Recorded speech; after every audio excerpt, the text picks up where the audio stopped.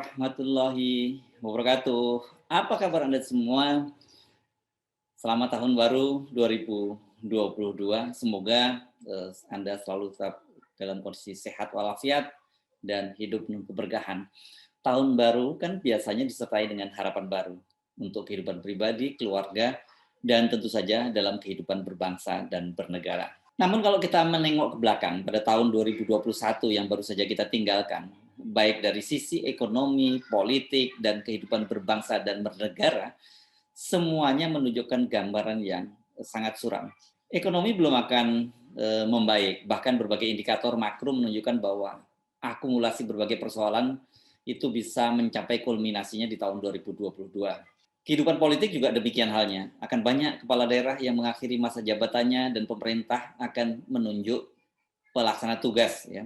Ini termasuk diantaranya posisi Gubernur DKI Jakarta yang akan berakhir pada tahun 2022 ini. Hak-hak rakyat untuk memilih para pemimpinnya, kepala daerahnya sendiri itu dirampas karena keputusan pemerintah untuk menyelenggarakan pemilu secara serentak pada tahun 2024. Jadi semua kepala daerah yang masa jabatannya habis pada tahun 2022 dan 2023 itu nanti akan diisi oleh pelaksana tugas. Ini jadi seorang pejabat yang ditunjuk langsung oleh pemerintah. Ini betapa luar biasanya ya pemerintah sekarang ini sangat powerful. Belum lagi kemudian kalau betul ada isu akan ada perpanjangan masa jabatan presiden, DPR, sampai DPR di tingkat 1 dan 2 dan DPD itu 3 tahun lagi, maka para PLT ini juga akan ditunjuk sampai tahun 2027 setidaknya. Soal lain yang saya kira masih menjadi gambaran suram ya ini pembelahan di tengah masyarakat masih juga akan terus berlanjut. Belum terlihat upaya-upaya yang serius, yang cukup konkret dari pemerintah untuk mengakhiri pembelahan-pembelahan itu. Saya nggak fair kalau melihat semuanya buruk, tetapi belum cukup signifikan perubahan-perubahan yang terjadi dilakukan. Belum ada upaya yang konkret dan cukup serius dari pemerintah untuk mengakhiri pembelahan ini. Namun bukan berarti kita harus pesimis dan kemudian berpangku tangan melihat semuanya itu atau pasrah pada nasib begitu saja. Ingat ya bahwa Tuhan tidak akan mengubah nasib sebuah kaum, sebuah bangsa tanpa kita berupaya, berikhtiar untuk melakukan perubahan. Jadi harus ada langkah nyata untuk melakukan perubahan itu. Dan kita, saya, dan Anda semua sebagai anak bangsa harus ikut menjadi faktor melakukan perubahan itu. Jangan hanya berada di luar arena permainan. Jangan kemudian muncul prinsip saya nggak ikut-ikut gitu. Yang waras ngalah saja. Prinsip semacam ini nggak bisa terus berlanjut. Bagaimana kita memahami situasi ini dan bagaimana agar kita menjadi bagian dari perubahan itu? Saya akan mengajak Anda untuk menyimak sebuah dialog akhir tahun yang kemarin digelar oleh Gelora TV. Ini tajuknya Gelora Talk. Itu menghadirkan sejumlah narasumber yang saya kira sebagian besar dari Anda cukup mengenalnya, yakni ekonom senior, yang juga aktivis Dr. Rijal Ramli, kemudian aktivis Rocky Gerung, pakar hukum tata negara Dr. Margarito Kamis, dan juga tuan rumah tentu saja, yakni Ketua Umum Partai Gelora Anies Mata. Kali ini saya mengajak Anda untuk menyimak dua narasumber saja. Nanti yang dua narasumber lainnya itu kita bisa tampilkan pada sesi berikutnya. Yakni kali ini saya akan tampilkan yakni Dr. Margarito Kamis, karena saya ingin Anda melihat dari sisi hukum. Selama ini kan sisi politiknya sudah sangat sering, maupun sisi ekonominya sudah sangat sering kita bahas. Dan tentu saja sebagai tuan rumah, yakni Ketua Umum Partai Gelora Anies Mata. Dr. Margarito ini saya pilih, mengapa? Yang saya pilih karena dia memaparkan bagaimana para oligarki memanfaatkan perundang-undangan untuk menguasai dan mengatur politik dan hukum untuk kepentingan mereka.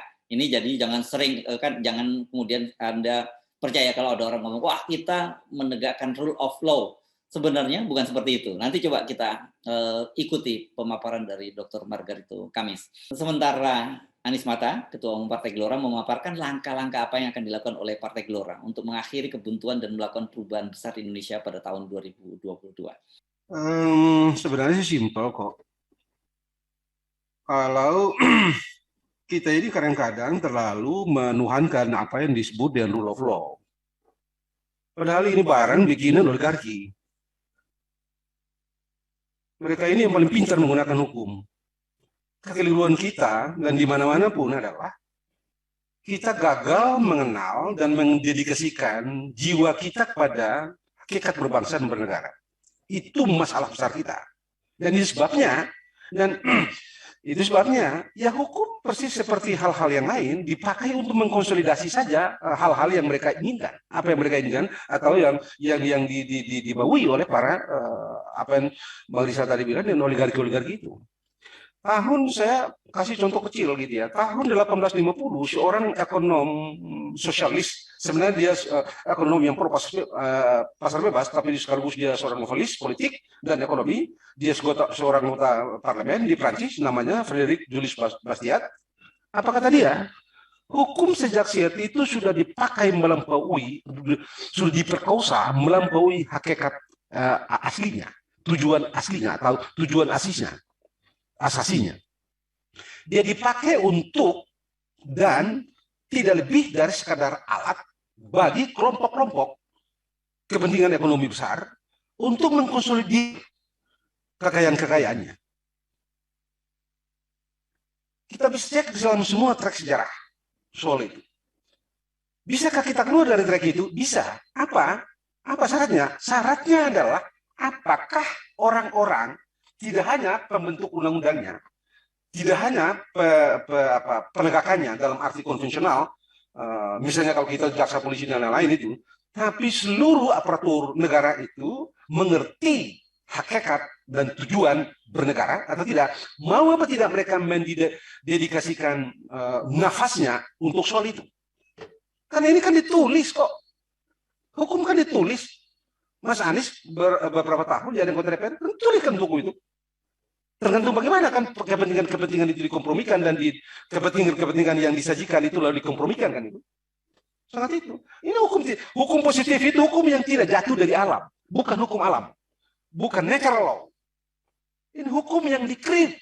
Karena hukum yang dikrit ya akal-akal. Tergantung.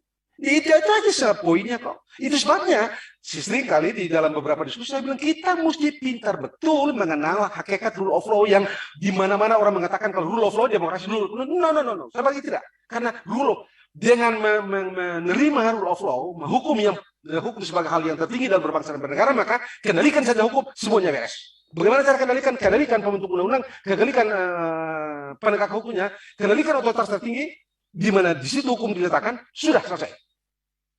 Sesederhana itu. Dan itu dikenali betul oleh oligarki. Jangan salah. Bang Ramli ini pernah jadi di pemerintah, jadi tahu. Cukup dengan buat satu keputusan kan beres tuh. Jadi kalau bayangkan kalau orang tidak punya mental pengabdian terhadap bangsa dan negara yang hebat, mengenal hakikat kemanusiaan yang hebat, gampang kok jadi bunuh diri. Cukup dengan buka kesempatan beberapa menit dengan oligarki, lalu tulis kok bikin perpres atau bikin permen atau bikin instruksi menteri, dan beres kok. Akumulasilah sumber-sumber daya alam itu, akumulasi sumber-sumber daya ekonomi itu kepada satu golongan tertentu kok. Begitu kan yang dipraktekkan oleh oligarki, baik itu oligarki Wall Street di Amerika di sana itu, maupun oligarki mining dan segala macam yang mereka lakukan kok. Anda tahu, tahun 1953 ketika Eisenhower jadi presiden, Anda tahu apa? Standar oil itu sedang dibidik oleh Jaksa Agung untuk bawa ke pengadilan. Tapi begitu Jaksa Agungnya, begitu dia sudah mengkristal itu perkaranya, mau dibawa ke pengadilan, apa yang terjadi? Eisenhower bilang, tunggu dulu, prioritas bangsa ini bukan soal minyak itu. Dan ditinggal itu barang kok. Begitu, itu yang kita. Jadi apa? Relasi omong kosong besar dalam omong kosong besar banget. Kalau orang bilang bahwa di tengah demokrasi, rule of law dan segala macam itu, hukum akan otonom. Nothing. Kekuasaan para konglomerat itu berlangsung di alam gelap kok. Apakah semua kekuasaan itu berlangsung dan diproses dalam alam yang terang? Tidak. Sebagian di antara, bahkan sebagian besar itu berproses di alam gelap, di bawah meja. Dan di bawah meja itulah keputusan yang hebat-hebat itu dibangun. Dan kita mesti pintar mengenal itu. Sebab kalau tidak, berbahaya sekali. Kita dimakan oleh demokrasi yang kita agung-agungkan sendiri. Selalu gampang kok. Kalau kita mau sebagai orang hukum ya, apa? Tadi Mas Anies bilang ini ada debat hebat soal 0%. Oke, asik. Saya memang beberapa dalam satu kesempatan dengan Rocky saya bilang kalaulah sistem demokrasi kita sebut saja begitu yang sekarang ini tidak memungkinkan mengidentifikasi orang-orang tertentu sebagai orang-orang yang hebat yang bisa kita panggungkan di panggung pilpres. Apakah demokrasi itu gagal? Saya mengerti betul. Hanya tahun 1912 Amerika Serikat itu punya 2 calon independen. Selebihnya calon independen bisa kita hitung dengan jari. Ross Perot, Bob Dole, dan beberapa. Ada beberapa ya. Kita dapat hitung dengan jari. Berkurangkah kualitas demokrasi mereka? Hanya karena calon presidennya cuma 2. Ada sekali lagi, ada beberapa calon independen. Yang paling terbanyak 1912, ada 4, ada 2 calon independen. Satu saya lupa, satu Teddy Roosevelt, dan satu lagi saya lupa namanya, bersaing dengan Woodrow Wilson dan Profesor Tata Negara Howard Taft. Itu doang, selebihnya enggak. Nah, mengejutkan, dan saya kira akan kalau gelora betul seperti yang tadi Bos Anies bilang, dari segi sudut pandang tata negara, itu tantangan paling berat Mahkamah Konstitusi. Itu tantangan paling berat Mahkamah Konstitusi dalam pertempuran soal 0% ini. Dengan segala hormat saya pada semua teman-teman yang sekarang bertempur, yang sekarang sedang mendrive pergi ke Mahkamah Konstitusi itu, saya bilang sebegini jauh dalam pandangan tata negara saya belum apa-apa, belum sama sekali belum apalagi membuat sampai Mahkamah Konstitusi ciut, belum, sama sekali belum. Tapi kalau gelora maju itu soal. Kenapa itu saya bilang itu soal? Karena pasal 6A, Mas Anies tahu, Ustadz Anies tahu, sebut clear, tegas, spesifik partai politik. Not man. Dalam perspektif penalaran tata negara, bagaimana sekarang kalau kita bilang orang, dengan segala hormat saya minta maaf kepada Bang Rizal, dengan segala hormat saya, bagaimana kita menemukan penalaran hukum untuk serupakan manusia, person, orang, seseorang individu, menjadi persona partai politik. Bagaimana penalaran hukum itu? Jadi itu berbeda, tapi kalau gelora masuk, soal ini clear dengan sendirinya. Itu yang saya bilang tantangannya luar biasa. Debatnya tinggal apakah gelora itu sudah masuk kualifikasi partai ikut pemilu atau belum. Itu doang. Dan itu peluangnya menjadi besar. Tapi kalau di luar itu, jujur saja saya mesti bilang, pertempurannya terlalu rumit. Sungguh sangat rumit.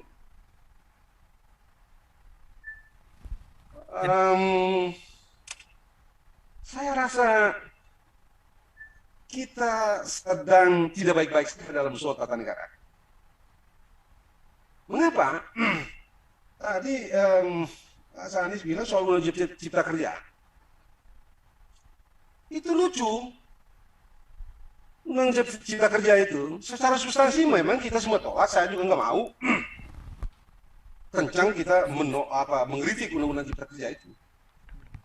Tetapi jujur saya mesti bilang, Mahkamah Konstitusi itu semua orang tahu.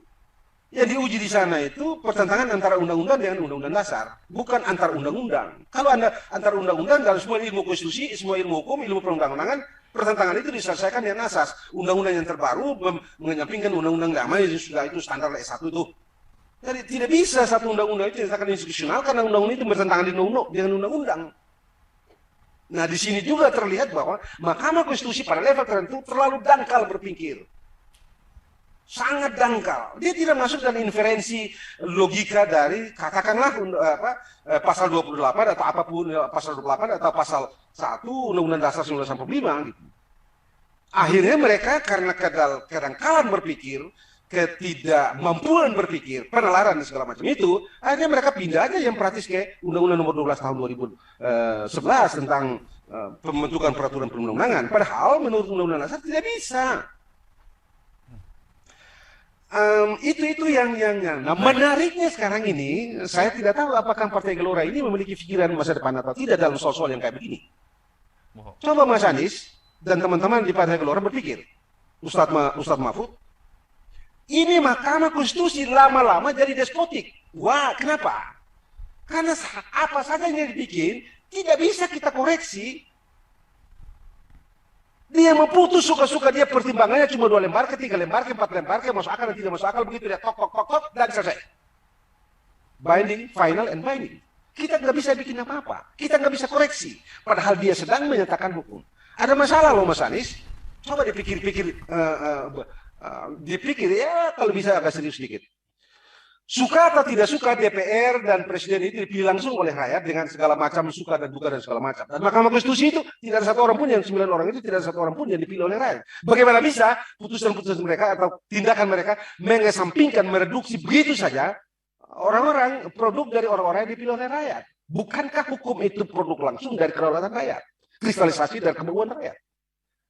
Tidakkah sebaiknya sekarang kita berpikir kemungkinan untuk menemukan satu sistem kembali atau satu mekanisme atau satu prosedur yang memungkinkan kita mengoreksi putusan Mahkamah Konstitusi itu. Misalnya putusan Mahkamah Konstitusi yang kita pandang secara nyata melampaui apa yang diperintah oleh Undang-Undang Dasar, putusan yang begitu itu kita hold dia. Tidak bisa dilakukan sebelum mendapatkan otorisasi dari misalnya MPR yang membuat Undang-Undang Dasar itu.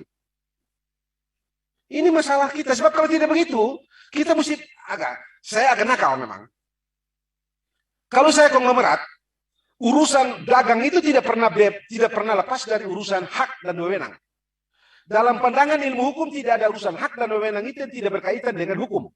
Hak dan wewenang dan kewajiban hanya ada dalam undang-undang. Anda suka atau tidak, senang atau tidak, hanya ada dalam hukum. Hukum itu bisa undang-undang, bisa putusan Mahkamah Konstitusi, bisa putusan pengadilan. Jadi, kalau saya ini konglomerat jahat, oligarki jahat, daripada berunding dengan anggota DPR yang banyak-banyak itu, bikin pusing, saya berunding aja, tunggu-tunggu aja. Undang-undang sudah jadi, baru saya sikat di Mahkamah Konstitusi. Saya cukup berunding misalnya, atau berunding dengan Mahkamah Agung. Saya cukup berunding dengan sekian orang kok.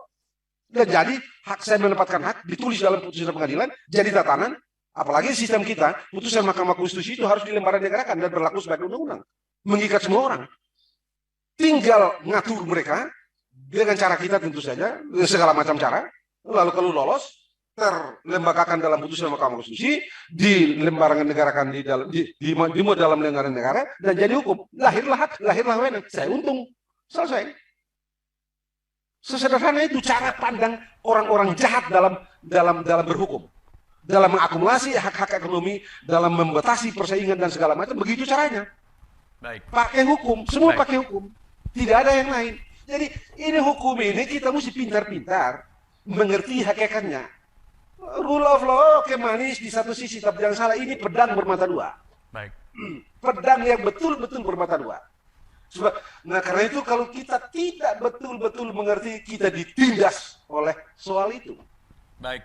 Kalau kita mau bikin beres ini, kita hanya bisa menemukan orang-orang yang mau mendedikasikan jiwanya, nafasnya kepada tujuan-tujuan bernegara yang kira-kira orang seperti Bang Rizal Ramli itu.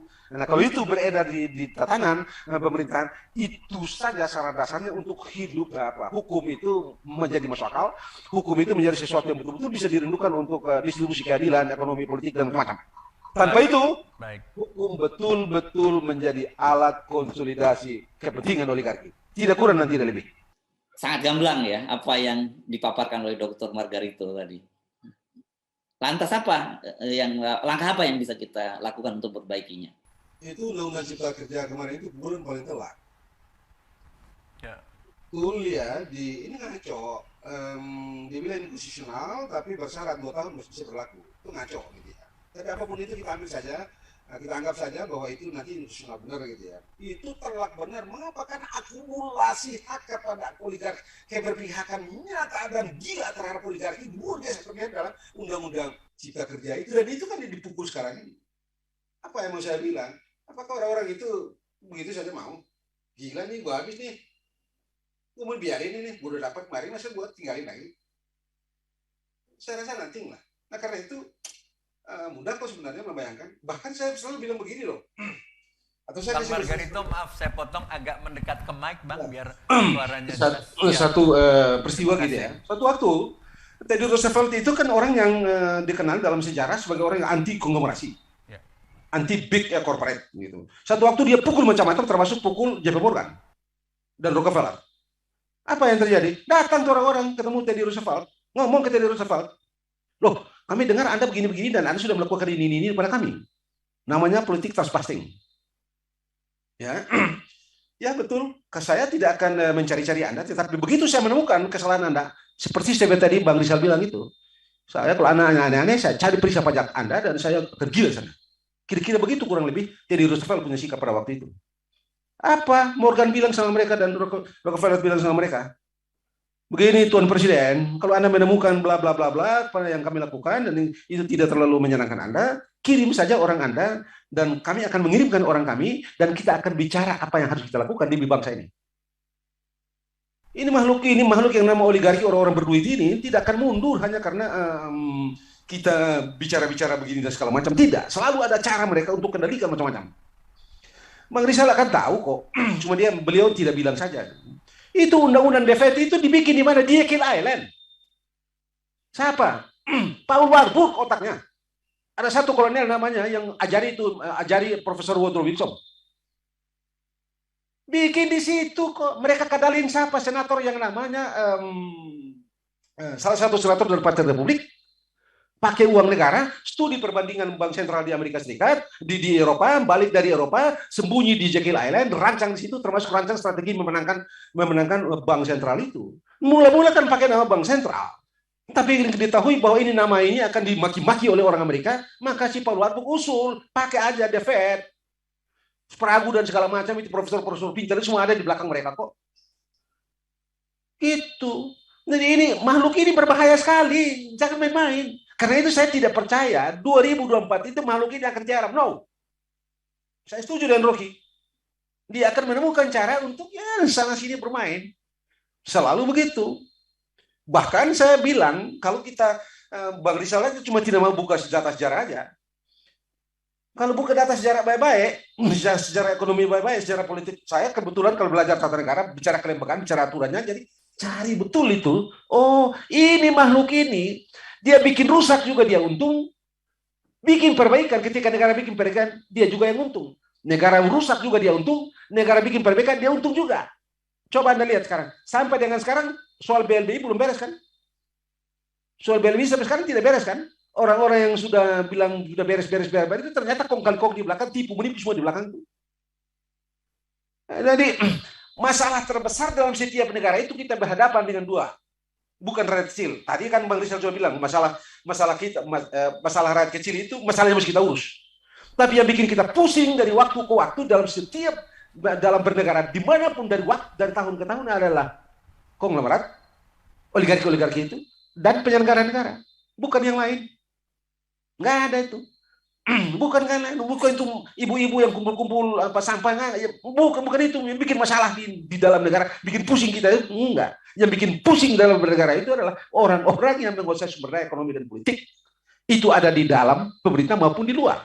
Cuma itu kok. Tadi kan mau bola-balik Bang Rizal bilang, ini dalam situasi kayak begini orang masih begini pakai kampanye tadi itu promosi sana, mengiklankan diri, pakai banner yang formal dan segala macam untuk jadi cawapres segala macam.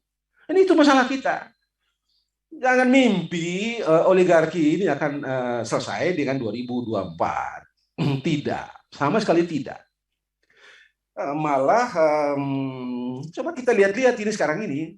Saya tidak tahu apa Bang Rizal punya istilah yang tepat atau tidak dengan penampilan teman-teman kita di DPR sekarang ini. Saya sih melihat ini teman-teman DPR ini kayak kantor cabang presiden, Bang Rizal. Kayak oval office yang agak jauh lah dari kantor presiden. Tapi dia tetap aja part of presiden. Belum undang-undang pertambangan kan belum apa-apa udah diketok. Saya mesti jujur saja. Ini permohonan yang sekarang banyak-banyak ini, saya tidak melihat kemungkinan menang. Terus terang. Saya bisa terus terang bilang supaya orang berpikir serius. Kalau maju itu maju serius-serius. Bagaimana bisa bicara-bicara hari ini besok permohonannya maju? masuk. Gitu, ada beberapa permohonan yang sekarang ini. Saya kira permohonan-permohonan yang sekarang ini tidak menggetarkan, tidak menyudutkan orang-orang di Mahkamah Konstitusi. Nah, saya tidak tahu bagaimana kalau nanti Partai Gelora maju. Gitu ya. Kalau Partai Gelora maju, saya terus terang ini menakutkan. Debatnya enak, pusing. Orang Mahkamah Konstitusi akan pusing. Kalau yang sekarang ini, mereka tidur-tidur, mereka bisa bilang, no, kita suka atau tidak suka, senang atau tidak senang. Tidak senang. Tapi kalau Gelora yang maju, debatnya tinggal apakah Gelora itu masuk kualifikasi sudah partai mengikuti pemilu, peserta pemilu atau belum.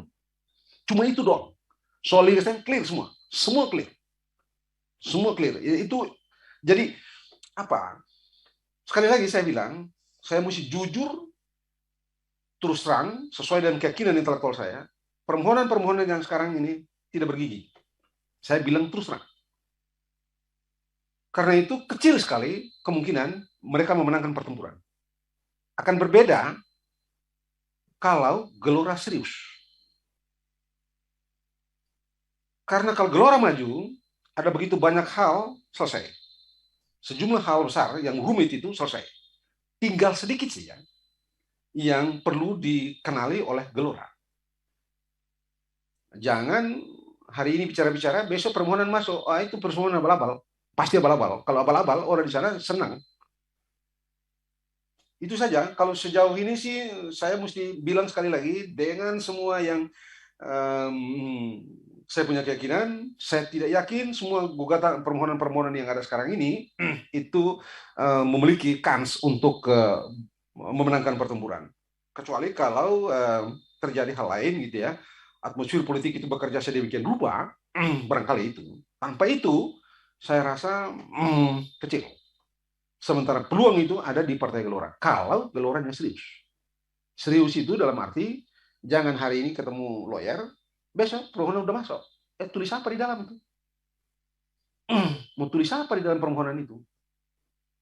Nah, kalau permohonannya tidak dalam, tidak kritis, dari segi prinsip-prinsip filsafatnya, bla bla bla bla, normatif dan segala inferensi logika dan segala macam, maka ya kita sama saja dan memberikan senjata pada hakim-hakim di Mahkamah Konstitusi.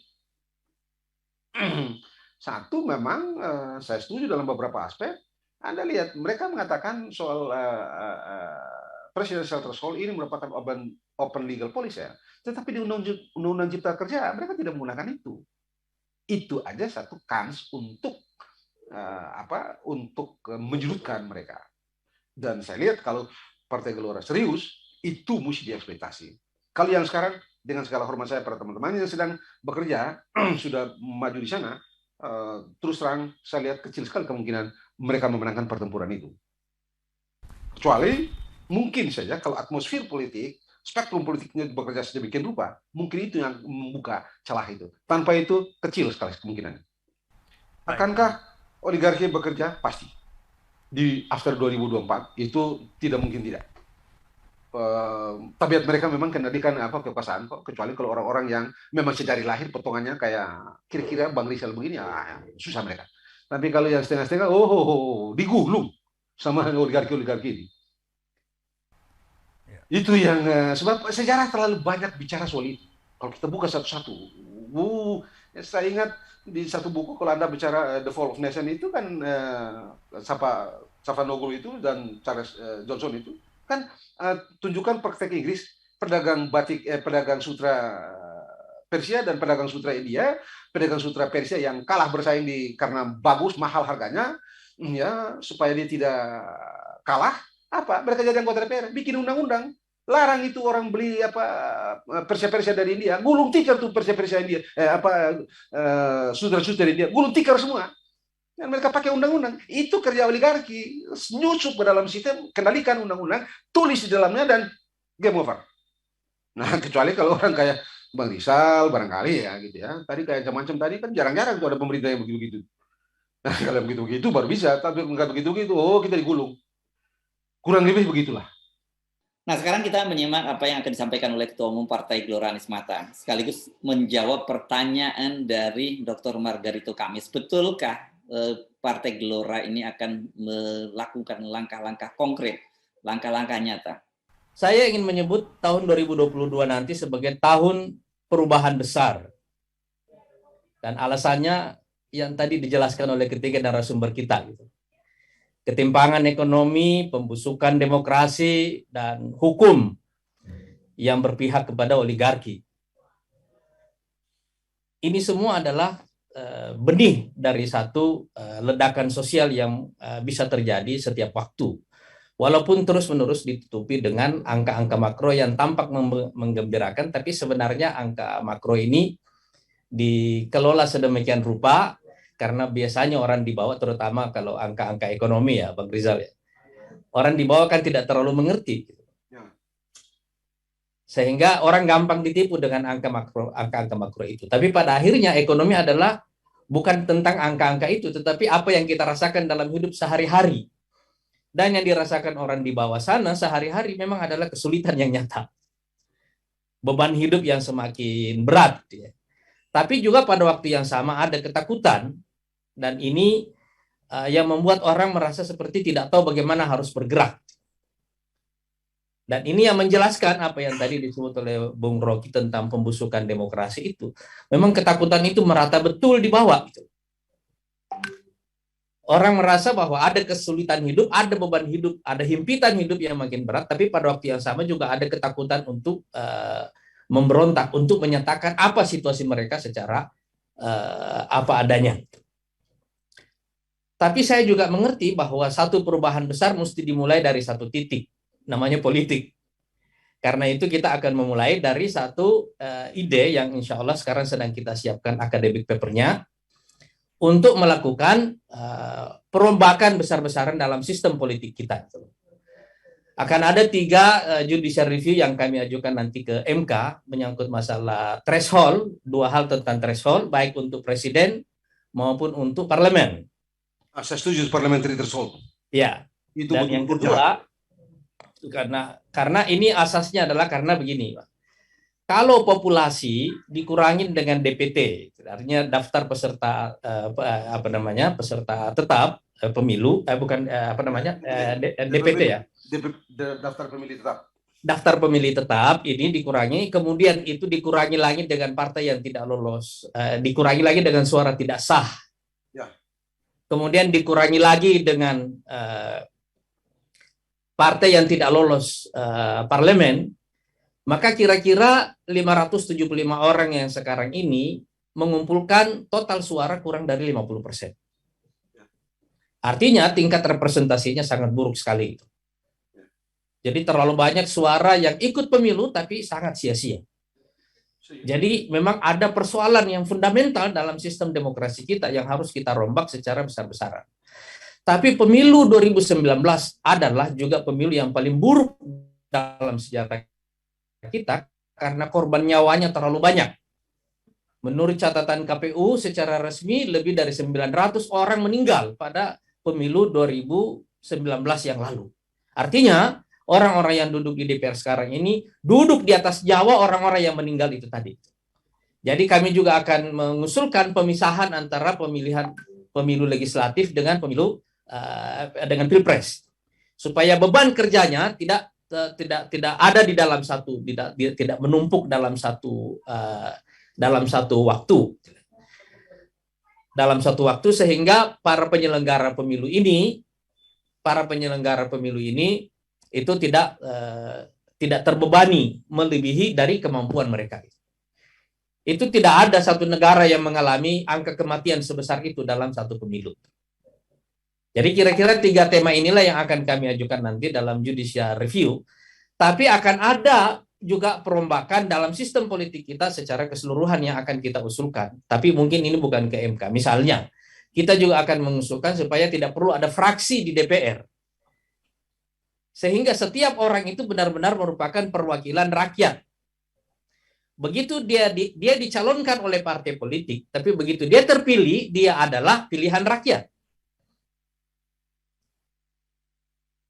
Dan ini yang menurut saya kenapa sekarang ini, kalau tadi Bang Margarito menyebut DPR ini tadi apa istilahnya tadi Bang Margarito tadi? Kantor cabang presiden. Ini kantor cabang presiden, karena cukup dengan menelpon 9 pimpinan parpol, 9 ketua fraksi, masalah ini secara prosedural selesai. Sebab suara individu akhirnya hilang. Ya kan? Tapi kalau tidak ada fraksi, setiap undang-undang yang akan diloloskan itu membutuhkan perjuangan yang panjang. Dan perdebatan itulah yang membuat undang-undang itu akan menjadi matang. Perdebatan itu. Jadi prosedur ini harus memberikan ruang kepada perdebatan yang panjang dalam sistem, dalam perumusan proses legislasi kita, yang membuat dia apapun nanti hasilnya, dia tetap merupakan kesepakatan, tapi proses untuk sampai pada kesepakatan itu melalui satu perdebatan intelektual yang panjang. Dan di situ, begitu tidak ada fraksi, setiap anggota fraksi tidak bisa bersembunyi. Dia harus muncul, menyampaikan, setiap anggota DPR harus muncul, menyampaikan ide-idenya secara terbuka. Sebab dia memang mewakili konstituennya. Nah, ini bagian dari contoh-contoh, bagian dari perombakan dalam sistem politik kita yang akan kita lakukan. Sebagiannya nanti akan kita buat dalam bentuk judicial review, dan kita akan membuat satu academic paper yang lebih luas lagi tentang apa saja pokok-pokok perubahan dalam sistem politik kita yang harus kita lakukan untuk membawa demokrasi kembali ke jalan yang benar, yang memungkinkan orang-orang terbaik secara prosedural untuk juga bisa terpilih dan memimpin bangsa ini. Saya kira, menurut saya, dari pintu inilah kita bisa melakukan perubahan besar-besaran dalam juga sistem ekonomi kita. Sebab ketimpangan ini menurut saya ini adalah ancaman yang nyata. Kita tidak bicara soal pertumbuhan. Pembelahan yang terjadi di Amerika, walaupun dengan dia adalah negara yang paling kaya, tapi juga jumlah orang miskinnya juga paling banyak. Jadi ketimpangan ini adalah isu kemanusiaan dan ekonomi harus bisa menjawabnya. Nah, kira-kira ini alasan mengapa saya menyebut, saya percaya bahwa tahun 2022 nanti akan menjadi tahun perubahan besar. Sangat menarik apa yang dipaparkan oleh Anies Mata tadi, selain gugatan terhadap presidensial dan parliamentary threshold. Gagasan yang satu lagi yang sangat menarik adalah menghilangkan fraksi di DPR menjadi semacam jawaban terhadap sinisme Dr. Margarito Kamis yang menyebut bahwa sebenarnya DPR sekarang ini tidak lebih dari kantor cabang atau kantor kepresidenan cabang Senayan. Ini memang nggak terlalu berlebihan karena kita melihat bahwa anggota DPR sekarang ini betul-betul menjadi kepanjangan tangan dari ketua-ketua partai, dan ketua-ketua partai inilah yang kemudian kita menyebut sebagai bentuk oligarki, menyebut kartel kekuasaan bersama dengan presiden dan oligarki yang berada di belakang presiden. Jadi kalau nantinya misalnya para anggota DPR ini tidak lagi terikat dalam fraksi, atau tidak usah ekstrim itu, tidak usah se-ekstrim dihilangkan fraksinya, tetapi tidak ada lagi hak recall atau pergantian antar waktu, ini akan membuat para anggota parlemen kita menjadi sangat berdaya. Kita bisa melihat sekarang ini kan yang sangat-sangat progresif itu kita lihat pada DPD. Para senator begitu kalau di Amerika menyebutnya. Mereka ini karena relatif independen dibandingkan dengan anggota DPR kita yang dikontrol sepenuhnya oleh ketua umum partai, mereka bisa gagasan-gagasannya sangat luar biasa. Di bawah Lanyala Mataliti sekarang ini kan DPD termasuk yang getol menyuarakan presidensial threshold 0%, dan kemudian banyak langkah-langkah lain, bahkan termasuk kemarin Lanyala Mataliti itu berani mendukung usulan atau gagasan dari tokoh Buddha, tokoh Lius Sungkarisma yang akan memberikan penghargaan kepada Habib Rizik Syihab sebagai tokoh pemersatu umat. Mudah-mudahan saja kita memang bisa melakukan perubahan-perubahan besar di tahun 2022. Tetap semangat, tetap yakin bahwa Indonesia bisa menjadi lebih baik. Salah satu syaratnya Anda, ya betul Anda, saya, itu menjadi bagian dari perubahan. Kejahatan itu akan menang selama orang baik itu hanya diam. Dan kejahatan yang terorganisir itu akan mengalahkan kebaikan yang tidak terorganisir. Jadi mari kita merapatkan barisan orang-orang baik, barisan-barisan orang yang ingin melakukan perubahan, menciptakan kemaslahatan untuk umat, untuk bangsa dan negara, dan kita menjadikan Indonesia itu sebuah negara yang nyaman untuk semua kelompok, semua golongan, dan juga kita mewariskan kepada anak cucu kita sebagai sebuah negara yang diimpi-impikan oleh para founding father kita. Saya Yusman Arif dari Forum News Network. Sekali lagi tetap semangat. Wassalamualaikum warahmatullahi wabarakatuh.